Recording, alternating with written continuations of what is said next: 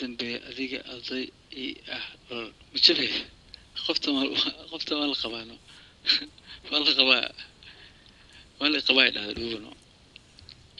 aku kaftamee laakiin dhuubo single camal ee u kaftamee sababta waxaa waaye no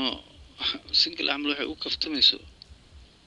waxaa waaye ninko oo jilicsanay qabtaa ay ka adag tahay no ma hadli karo no saaxib aamus ma dhihi karo fahmino say rabtii sheegi free maraykanka degantahay ma fahmino hayadii aamusinaysa bano muxuu sheegaa marka saas waa inay ku kaftantaa shiya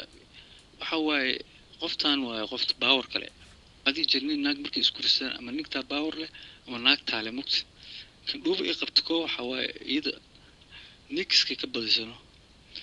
dhuuba siilkeeda ma ka maarmi kara saaxib raaciyada si soo ku salaamino programaan fiirsada hadda kor lahaa I use sex as a weapon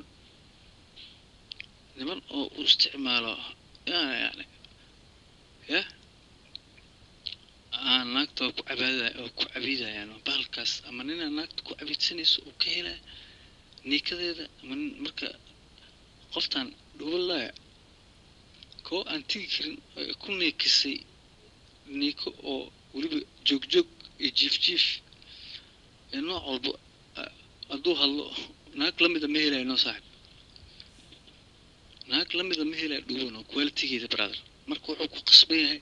inay seerabto uta no dhuuba saas waaye hadday aragtid naagaha baawar kale ee nimankooda hadli karin freega ah seerabaan u hadlayaan because she is waxbuu ku qabaano fahmino brother marka saasaan kuu sheegi lahaa ani kulley mayga soo qabsado aniga waxay qoftan free waa anina